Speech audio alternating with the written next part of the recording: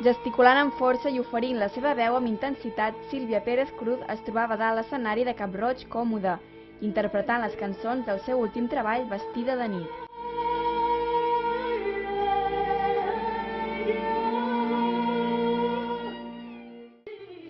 I al seu voltant es trobava acompanyada del quintet de cordes que la seguien i improvisaven de manera pactada.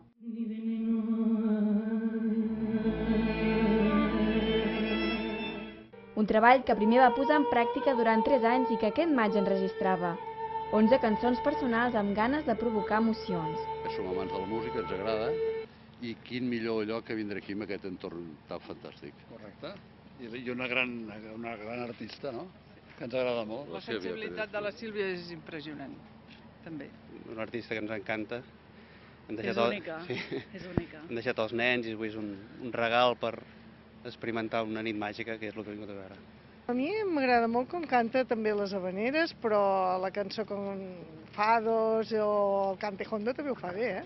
La seva veu, com ho interpreta, sí. Sí, transmet molt.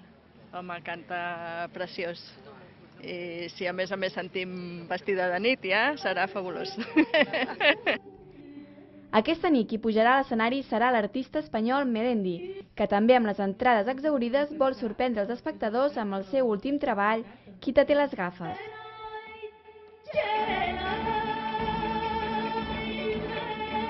Yeah.